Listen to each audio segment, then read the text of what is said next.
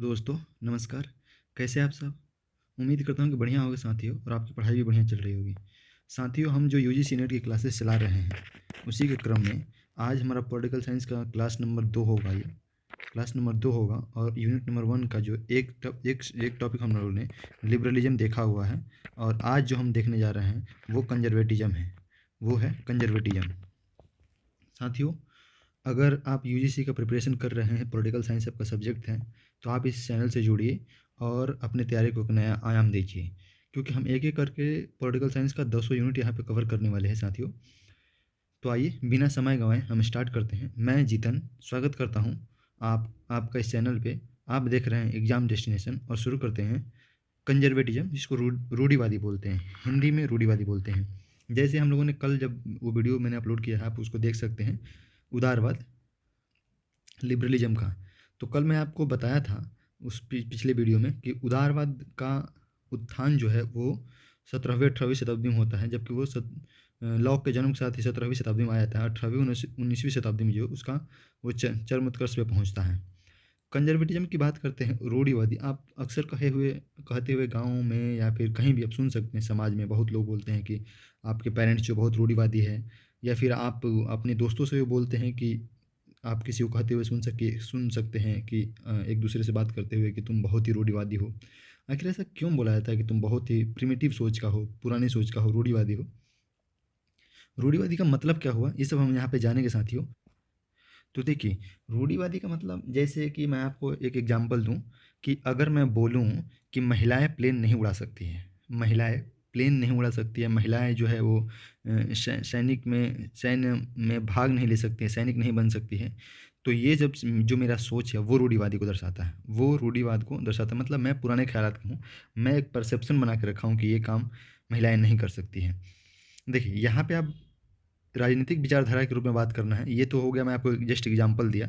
अगर मैं राजनीतिक विचारधारा की बात करता हूँ तो रूढ़िवादी जो कंजर्वेटिज्म है कहता है कि राजनीतिक विचारधारा के रूप में जो किसी संस्था और राजनीतिक व्यवस्था में परिवर्तन में संदेह करता है। अब मुझे समझ पाइए होगा, तो नहीं समझ पाए पहले वो पिछला वीडियो देखिए अगर नहीं समझ में आ रहा है तो, क्योंकि आपको लिबरलिज्म जब तक नहीं देखिएगा तब तक कंजर्वेटिज्म समझ में नहीं आएगा। ये कह रहा है, जैसे कि मैं मेडाइवल हिस्ट्री में आपको लेके चलता हूँ, वहाँ पे राजा महाराजा हुआ करते थे और राजतंत्र, राजनीतिक स्तर पे राजतंत्र हुआ करता था। अब जब लिबरलिज्म आता है, उदारवाद जाता है, तो उदारवाद आता है तो परिवर्तन होता है। परिवर्तन में क्या होता है, तो मानव को चिंतनशील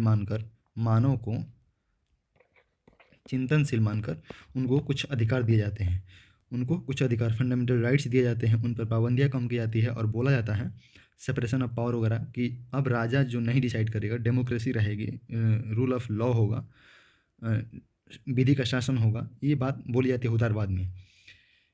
जब कुल मिलाकर ये बोला जा रहा था उदारवाद में कि राज्य व्यवस्था को ख़त्म किया जाए, उसके जगह पर डेमोक्रेसी लाई जाए, स्टेट को लिमिटेड किया जाए और मार्केट को खुला छोड़ा जाए, ये सब बातें, व्यक्ति को आज़ादी दिया जाए, वो अपना गलत और सही वो पहचान सकता है। ये हुआ उदारवाद की बातें। रूढ़िवादी, उदारवाद के जस्ट बाद जब रूढ़िवादी विचारधारा आता है, तो रूढ़िवादी उदारवाद के विरोध में ही आता है। आप समझ पा रहे हो? सपोज कीजिए कि पहले से राजतंत्र थे, बीच में आ गया उदारवाद। अब जो कंजर्वेटिज्म है ये उदारवाद का विरोध करता है, जबकि पहले जो विचारधारा थी उसका सपोर्ट कर रहा है। पहले जो व्यवस्थाएं थी उसका सपोर्ट करता है, सामंतवादी व्यवस्था, राजशाही व्यवस्था, उसका सपोर्ट करता है। इसीलिए कह रहा है कि राजनीतिक विचारधारा के रूप में जो भी संस्था या राजनीतिक व्यवस्था में परिवर्तन आता है उस पर संदेह करता है। ये कहता है कि नहीं, उदारवाद में व्यक्ति स्वतंत्र होगा, राजशाही में जो व्यवस्थाएं थी उसका सपोर्ट करता है, परिवर्तन नहीं चाहिए। जो पहले से चली आ रही व्यवस्थाएं थी, राजा थे, प्रजा थे, राजा तीनों कार्य, न्यायपालिका, कार्यपालिका और विधायिका करते थे, वही व्यवस्थाएं सही थी। जो परिवर्तन करके उदारवाद को लागू किया जा रहा है ये गलत है, ये रूढ़िवादी बोलता है। आगे देखते हैं साथियों, आगे क्या है रूढ़िवाद में कि शब्द का सबसे पहले प्रयोग, जो आप एक बार इसको हमेशा आप एक बार अपने कॉपी में इसको नोट्स बनाते टाइम पे लिख लीजिएगा साइड में, और इसको याद रखिए, क्योंकि यूजीसी कभी कभी ये बात पूछ देती है कि शब्द का सबसे पहले प्रयोग किसने किया था और कब किया था, तब इसको याद रखिएगा। उत्पत्ति की बात जैसे अभी मैं आपको बता रहा था कि उदारवाद के विरोध में आया और कहा कि पहले वाला व्यवस्था जो सामंतवादी या राजशाही व्यवस्था वही ठीक था, ये व्यवस्था जो उदारवाद के थ्रू लाया गया है, आज़ादी की बात करता है, लिमिटेड गवर्नमेंट की बात करता है, ये ठीक नहीं है, जो पहले था वही सही था, जो मैं अभी आपको बता रहा था। ये कह देखिए मैं अभी जो बोल रहा था ये कह रहा है कि पता नहीं आप परिवर्तन कर रहे हैं वो सही हो सकता है या नहीं हो सकता, उस पर संदेह जताता है। हो सकता है कि गलत हो सकता है कि सही हो, लेकिन ये संदेह की दृष्टि से देखता है और कहता है कि रूढ़िवादी अज्ञात की तुलना में वास्तविक को प्राथमिकता देते हैं। इसका माइकल ऑक्सफोर्ड की कथन, ये कथन भी आपको याद रखना होगा किसने कहा था।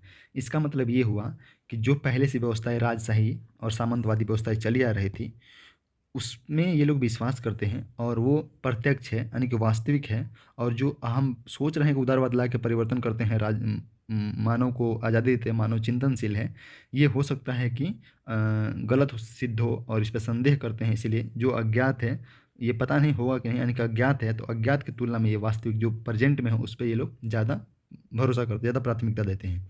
फ्रांसीसी क्रांति के मूल्यों का विरोध करता है। फ्रांसीसी क्रांति में जैसे कि आप जानते हैं भाईचारा, आज़ादी, लिबर्टी, ये सब की बात करता है वो। तो फ्रांसीसी क्रांति का रूढ़िवादी विचारधारा जो विरोध करता है और जो पहले से चली आ रही व्यवस्था है उसका सपोर्ट करता है। आगे कह रहा है कि यूटोपिया के स्थान पर वर्तमान को प्राथमिकता। यूटोपिया मतलब देखिए साथियों, यूटोपिया का मतलब ये हुआ, आप जब हम थिंकर्स को पढ़ेंगे तो आपको वहाँ पे हम कबीर को पढ़ाएंगे, वहाँ पे आप देखिएगा। और यूटोपिया का मतलब ये हुआ, यहाँ पे थोड़ा सा मैं आपको हिंट दे रहा हूँ। यूटोपिया का मतलब ये हुआ कि कल्पना करना। सपोज कीजिए कि मैं कल्पना कर रहा हूँ कि जैसे प्रधानमंत्री आवास है उस तरह से मेरा एक घर होगा, ये यूटोपिया ही है और यूटोपिया में ही हम जी रहे हैं। तो ये नहीं होना चाहिए, यूटोपिया नहीं होना चाहिए। ये कह रहा है कि यूटोपिया के स्थान पे वर्तमान को, बात ये है कि ये बोलो कि अज्ञात के स्थान पे ये वास्तविकता को प्राथमिकता देते हैं, या फिर आप ये बोलो कि यूटोपिया के स्थान पे वर्तमान को प्राथमिकता देते हैं। मैं ये बोलूँ कि राम राज आ जाएगा, ये यूटोपिया है। ये यूटोपिया पर भरोसा नहीं करते, ये वर्तमान में जो व्यवस्थाएं चल रही है उस पर भरोसा करते हैं और उसी को बनाए रखने पर ये सहमति जताते हैं। आगे देखिए रूढ़िवादी कुछ तथ्य है साथियों, जैसे ट्रेडिशन, अभी मैं जो बोला ट्रेडिशन की बात करते हैं। जैसे मैं आपको शुरू में एग्जांपल दिया था कि महिलाएं सैन्य कार्य नहीं कर सकती, महिलाएं प्लेन नहीं उड़ा सकती है। ये ट्रेडिशनल बातें हो गई और इसी को ये लोगों ने महत्वपूर्ण माना है। ये कह रहा है कि नहीं ये ठीक है, महिलाएं वार नहीं लड़ सकती, महिलाएं को काम है घर पे रहना, तो अब ये ठीक है। ट्रेडिशन पे ये लोग जितने भी परंपरा है उसको ये लोग महत्वपूर्ण मानते हैं, परंपरा को महत्वपूर्ण मानते हैं। इम्परफेक्शन की क्या बात है साथियों, इम्परफेक्शन का मतलब ये हुआ, अच्छा एक बात, जब हम समाजवाद को पढ़ेंगे और पूंजीवाद को कंपेयर करेंगे वहाँ पे तो भी हमको एक बार रूढ़िवादी देखना होगा। जैसे कि इम्परफेक्शन जो है, क्योंकि ये जो है जैसे उदारवाद, जब मैं कल पढ़ा रहा था आपको बताया था कि उदारवाद में व्यक्ति इंपॉर्टेंट है न कि समाज को ये लोग महत्व नहीं देते हैं। उदारवादी ये व्यक्ति को महत्व देते हैं न कि समाज को, जबकि ये कह रहा है कि नहीं, व्यक्ति जो है वह अपूर्ण है, यानी कि व्यक्ति का अस्तित्व ही समाज से है, समाज नहीं है तो व्यक्ति नहीं है। ये ओ सुलेमान का कथन है इम्परफेक्शन की जो बात करते हैं, यानी कि व्यक्ति जो है वो सामाजिक प्राणी है, व्यक्ति समाज के साथ ही रह सकता है। मानव जो अकेले जो है अगर उसको आज़ादी दे दे तो वह अपूर्ण है, वो पूर्ण नहीं है। ये बात यानी कि रूढ़िवादी जो तथ्य है इम्परफेक्शन, वो इसका एक्सप्लेनेशन ये है कि मानव अपूर्ण है, समाज के बिना उसका कोई औचित्य नहीं है। ऑर्गेनिक सोसाइटी की बात करते हैं। सोसाइटी जो ऑर्गेनिक सोसाइटी मतलब समाज एक दूसरे से, व्यक्ति एक दूसरे से कनेक्ट है, समाज एक दूसरे से कनेक्ट है, व्यक्ति समाज का ही अंग है। यहाँ पे व्यक्तिवाद को ये लोग नकारते हैं, व्यक्तिवाद को नकारते हैं। व्यक्ति जो है समाज का ही अंग है, समाज से अलग रह के उसका कोई अस्तित्व नहीं रह जाएगा। ये रूढ़िवादियों का कथन है, रूढ़िवादी के तथ्य हैं। अथॉरिटी की बात करते हैं, यानी कि इक्वलिटी का विरोध करते हैं। जो जैसे राजा हो गया, सामंत हो गए, ये लोग जो उनका विशेष अधिकार उन लोगों को दिया गया है उसको बनाए रखने की बात करते हैं। इक्वलिटी, अथॉरिटी की जहाँ पे बात होगी वहाँ पे इक्वलिटी का विरोध होगा साथियों। ये समानता नहीं लाने की सोचते हैं, समाज में हायरार्की बनी रहनी चाहिए, यानी कोई पिरामिड जो है कोई ऊपर रहेगा, कोई नीचे रहेगा, कोई उसके नीचे रहेगा, ये बना रहना चाहिए, न कि इक्वलिटी। ये इक्वलिटी का विरोध करते हैं। प्रॉपर्टी की बात करते हैं, जैसे जब मैं कल आपको पढ़ा रहा था उदारवाद, संपत्ति को बनाए रखने हेतु व्यवस्था है जो उसको बनाए रखे, संपत्ति को बनाए रखने हेतु ये रूढ़िवाद जो है वो संपत्ति को बनाए रखने हेतु व्यवस्था है। देखिए रूढ़िवाद में ये है कि जो संपत्ति प्रॉपर्टी आपका है उस पर आपका हक है, न कि सरकार का, आप उसको बनाए रखें और उस व्यवस्था को बनाए रखे जो प्रॉपर्टी पे आपका अधिकार सिद्ध करता है। ये बात ये रूढ़िवादी बोलते हैं, रूढ़िवादी का यही तथ्य है, आप इसको याद रखिएगा। ट्रेडिशन की बात करते हैं, इम्परफेक्शन की बात करते हैं, ऑर्गेनिक सोसाइटी की बात करते हैं, अथॉरिटी की बात करते हैं, अथॉरिटी की बात करते हैं, इक्वलिटी का विरोध करते हैं, प्रॉपर्टी की। आजकल जो क्वेश्चन साथियों पूछने लगा है ना, ये सेंटेंस बेस्ड हो गया। जैसे बोल देगा रूढ़िवादी निम्नलिखित में से कौन सा तत्व है, चार तथ्य ये दे दिया और एक तथ्य ये दे दिया कि ये इक्वलिटी का विरोध नहीं करते हैं। अगर विरोध नहीं करते हैं तो विरोध नहीं करते हैं तो ये गलत हो जाएगा। इस तरीके से आपको ये देखिए, एक बार कंसेप्ट क्लियर रखिए, हम आपको गारंटी दे रहे हैं कि आप 15 से 20 क्वेश्चन एक्स्ट्रा करके आइएगा।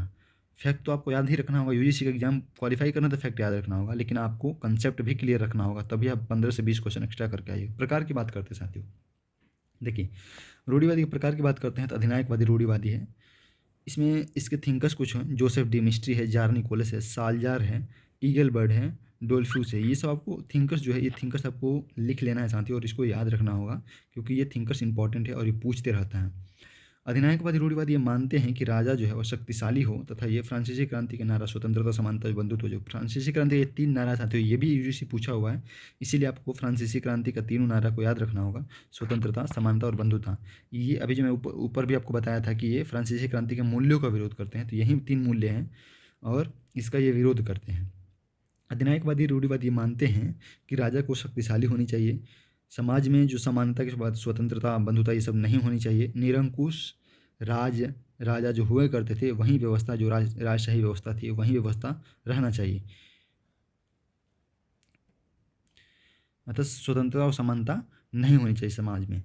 तो ये हो गया अधिनायकवादी रूढ़िवादी साथियों। आगे देखिए, आगे इसका दूसरा जो प्रकार है वो है पारंपरिक रूढ़िवादी या शास्त्रीय रूढ़िवादी। जो है ये परंपरावादी शास्त्रीय सभ्यता का बचाव करते हैं, जो शुरू से सभ्यताएं चली आ रही है, राजा महाराजाओं की सभ्यताएं जो चली आ रही है उसको ये बचाने की बात करते हैं, और ये कहते हैं कि इसमें बदलाव बिल्कुल गलत है, परिवर्तन नहीं होना चाहिए, हम यूटोपिया में नहीं जाना चाहते हैं, परिवर्तन के बाद से पता नहीं क्या होगा, इसलिए जो परंपराएँ, जो व्यवस्थाएँ पहले से चली आ रही है आप उसी को बनाए रखें।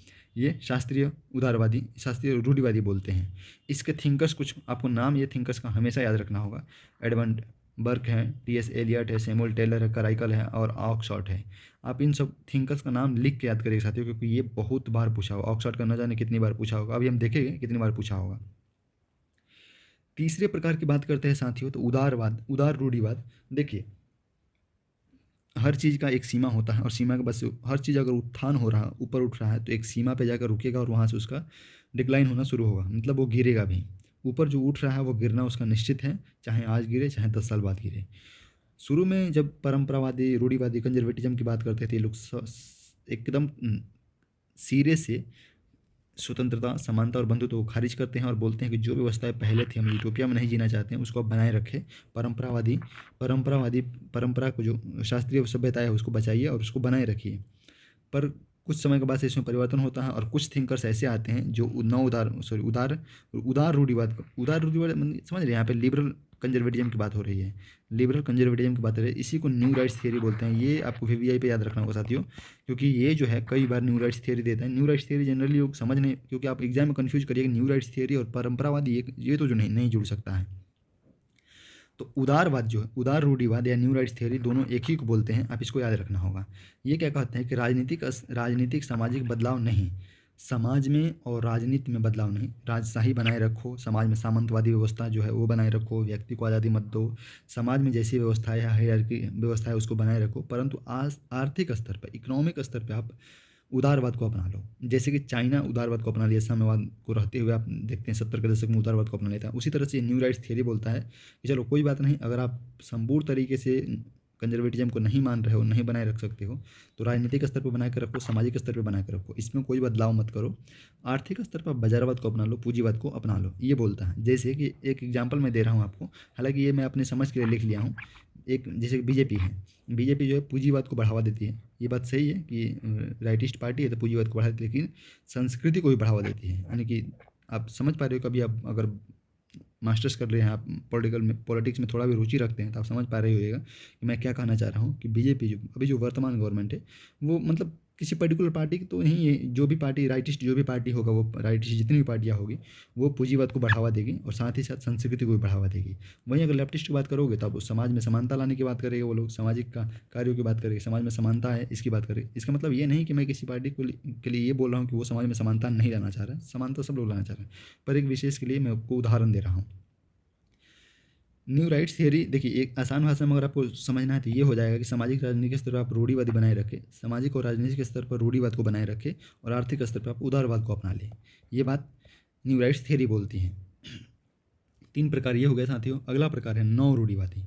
नव रूढ़िवादी में देखते हैं साथियों, नव रूढ़िवादी में लोकतंत्र, व्यक्तिवाद आदि के साथ साथ, अब देखिए थोड़ा सा और आगे बढ़ता है। जैसे पहले केवल बोल रहा है कि मार्केट स्तर पर आप अपना लो, आगे अब देखते हैं चौथे प्रकार में साथियों और ज़्यादा आपको लिबरल देखने को यहाँ पे लिबरलिज्म देखने को मिलेगा। एक तरह से ये कह लीजिए, क्योंकि ये कह रहे देखिए लोकतंत्र व्यक्तिवाद आदि के साथ संस्कृति परंपराओं आदि को लाने की बात करते हैं और राजशाही व्यवस्था का समर्थन नहीं करते। ये बात ध्यान रखिए साथियों, जब कंजर्वेटिज्म आता है शुरू में तो वो उदारवाद का विरोध करके राजशाही व्यवस्था का समर्थन करता है, जबकि यहाँ कह रहा है ये देखिए न्यू राइट्स थियरी बोलता है कि राजनीतिक स्तर पर और सामाजिक स्तर पर कोई बदलाव नहीं चाहिए, पर यहाँ कह रहा है कि राजशाही व्यवस्था का समर्थन नहीं करता, यानी कि राजशाही व्यवस्था को बदल दो, लोकतंत्र लाओ, डेमोक्रेसी की बात करने लगते हैं। और इसमें कुछ थिंकर्स हैं, इरविंग क्रिस्टोल हैं, फ्रांसिस फुकुयामा का एक फेमस बुक है साथियों।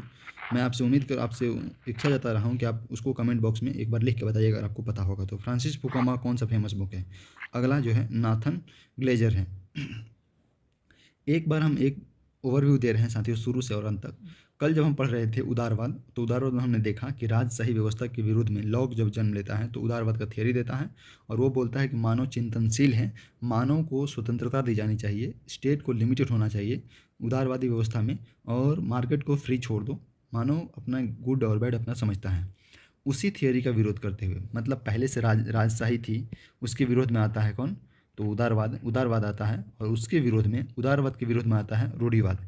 तो रूढ़िवाद अगर उदारवाद के विरोध में आता है, उदारवाद अगर राजशाही के विरोध में आता है, तो ये बात आपको समझ जाना चाहिए कि रूढ़िवाद किसका सपोर्ट करेगा, राजशाही का सपोर्ट करेगा, क्योंकि ये उदारवाद के विरोध में आता है। ये आप जब कौटिल्य को पढ़े तो एक थियरी भी देता है कि अगर आपका पड़ोसी दुश्मन है तो पड़ोसी के बाद वाला जो स्टेट होगा वो आपका दोस्त बन सकता है। इस तरह से आप यहाँ पे देखिए एक दिमाग में ना क्लिक करते रहना चाहिए कि अगर इस तरह से कहीं आ रहा है तो हो सकता है कि आगे कहीं पे ये अप्लाई कर सकते हैं। तो ये देखिए उदारवाद के विरुद्ध में आता है रूढ़िवाद, और रूढ़िवाद किसके सपोर्ट करता है, राजशाही व्यवस्था का सपोर्ट करता है। तो यही है कंजर्वेटिज्म, राजनीतिक स्तर पर जो व्यवस्था है उसको बनाए रखना है। बदलाव में ये लोग विश्वास नहीं करते हैं। थिंकर्स आपको मैं बता दिया, इसके कुछ तत्व हैं। ट्रेडिशन की बात करें, इम्परफेक्शन की बात करेंगे, समाज के बिना मानव जो है वो बिल्कुल खोखला हो जाएगा, यानी कि समाज में ही उसका अस्तित्व है, ये बात करते हैं। ऑर्गेनिक सोसाइटी की बात करते हैं, व्यक्तिवाद की बात नहीं करते हैं, अथॉरिटी की बात करते हैं, इक्वलिटी की बात नहीं करते हैं, प्रॉपर्टी की बात करते हैं, प्रकार की बात करते हैं, अधिनायकवादी रूढ़िवादी है। इसमें कुछ थिंकर्स आपको याद रखना होगा, ये बोलते हैं जो व्यवस्था थी वो व्यवस्था बनाए रखिए। स्वतंत्र फ्रांसीसी क्रांति का जो नारा था स्वतंत्रता समानता और बंधुता, उसका विरोध करते हैं। उसी तरह से परंपरावादी रूढ़िवादी की अगर बात करते हैं, ये आप जो पहले से सब परंपराएं चली आ रही है उसके बारे में बात करते हैं कि उसको बनाए रखिए, उसका बचाव कीजिए, उसको ख़त्म नहीं होने दीजिए, ये बात करते हैं। न्यू राइट्स थियरी की बात करें या फिर उदार रूढ़िवाद की बात करें तो ये राजनीतिक और सामाजिक स्तर पर तो बदलाव नहीं चाहते हैं, परंतु आर्थिक स्तर पर बोलते हैं कि ठीक है आप पूंजीवाद को अपना लो, आप मार्केट को खुला छोड़ो और देश का डेवलप मतलब इकोनॉमिक स्तर पे आपको उदारवादी अपनाने की ये इजाज़त देते हैं। इसी तरह से आते हैं नव रूढ़िवाद, चौथा प्रकार है। तो नव रूढ़िवाद में है कि लोकतंत्र, अब ये पूरी राजशाही का ही समर्थन नहीं करते हैं कि अब ये पूरी तरीके से सोच रहे हैं कि चलो डेमोक्रेसी सही व्यवस्था, उदारवाद व्यवस्था जो है उसकी तरफ ये मूव कर जाते हैं। ये 4 प्रकार है साथियों, आप इसको कॉपी पर लिखिए, अपने तरीके से नोट्स बनाइए जिस तरह से, और ये इसको रट जाइए साथियों। जब भी कंजर्वेटिज्म से क्वेश्चन आएगा मैं गारंटी दे रहा हूँ कि आपको गलती नहीं होगा। इससे बाहर कभी यूजीसी नहीं पूछा हुआ है और ना ही आगे यूजीसी इससे बाहर पूछ सकती है। इतना इनफ है साथियों। हाँ, ये बात कुछ बुक है उसको आपको एकदम जुबान पे रखना साथियों, क्योंकि ये कई बार पूछा हुआ है। आप पिछले 5 साल का क्वेश्चन उठा कर देखोगे तो 5 साल में 3 साल आपको मिल जाएगा। एडमंड वर्क की बुक है अवेंडिकेशन ऑफ नेचुरल सोसाइटी, आपको इसका कभी कभी ये करेगा सजाने के लिए भी देता, आप इसका सन भी याद रखिएगा। A vindication of natural society, reflection on the revolution in France, ये दूसरी बुक है, इसको भी आप याद रखिएगा साथियों। एक चीज़ आप कर सकते हैं कि और भी अगर आपको बुक जैसे एडमंड बुक एक और अगर आपको कोई बुक 1-2 और बुक आपको इच्छा है कि आप इसको 1-2 और बुक तो आप गूगल करके अपने कॉपी पे लिख सकते हैं। बाकी 2 इनफ है मेरे अकॉर्डिंग, जहाँ तक मुझे लग रहा है। फ्रेडरिक वान हेक, देखिए ये व्यक्तिवाद एवं बाजारवादी व्यवस्था में विश्वास करते हैं। हालांकि ये थिंकर्स हैं पर ये रूढ़िवादी ही, पर ये व्यक्तिवादी और बाजारवादी व्यवस्था में जो ये चौथा प्रकार जो इसका आ रहा है नव रूढ़िवादी, उसका थिंकर्स हो सकता है। अब देखिए इनके कुछ बुक का नाम है, आपको इसको भी याद रखना होगा। और ये जो बुक में लिखा हूँ ये मल्टीपल बार पूछा हुआ क्वेश्चन है साथियों, ये हर बार पूछता है। Rationalism in politics, unhuman conduct. अच्छा, एक बुक और है ये तो माइकल ऑक्सफोर्ड की बुक है। एक बुक और है और इसी से रिलेटेड नाम है उसका, आप उसको कमेंट में बताइए क्या है। जब हम आगे पढ़ेंगे थिंकर्स को, हन्ना अरेंट वगैरह को, तो वहाँ पर देखेंगे कि वो कौन सा बुक है। हालांकि अगर आपको याद आए इसी तरह से सेम नाम है उसका तो आप मुझे कमेंट करके ज़रूर बताइएगा। इरविंग क्रिस्टोल के कुछ बुक है उसको आप देखें, टू चेयर्स फॉर कैपिटलिज्म ये, और reflection of the new conservative, ये आपको बुक का नाम याद रखना होगा। ये 6 बुक हैं साथियों, इसको आपको याद रखना होगा। और आप थियरी से कोई भी क्वेश्चन आ रहा है तो साथियों, अगर मेरा जो बात मैं जो बोला हूँ उसको भी आप अपने नोट्स में ऐड ऑन करते हैं, इसके बाद से इस PDF के बाद से भी कुछ अपने नोट्स में ऐड ऑन करते हैं जो मैं बात बोला हूँ, तो उम्मीद करिए आपका एक भी क्वेश्चन गलत होने का चांस नहीं होगा। आप 100% क्वेश्चन कंजर्वेटिज्म से करके आइएगा। चलिए साथियों, एंड करते हैं क्लास का। बने रहिए मेरे साथ, ऐसे कर करके हम धीरे धीरे सारे यूनिट्स यहाँ पे कवर करने वाले हैं। अगर आप नए हैं तो चैनल से जुड़ जाइए। हाँ, कुछ अगर आपको कुछ पूछना है तो कमेंट बॉक्स में पूछिए। और मेरी मेहनत अगर आपको लग रहा है कि कामयाब हो सकती है, मैं जिस डायरेक्शन में मेहनत कर रहा हूँ अच्छा है, तो आप एक बार कमेंट बॉक्स में ज़रूर बताइएगा। थैंक यू सो मच साथियों।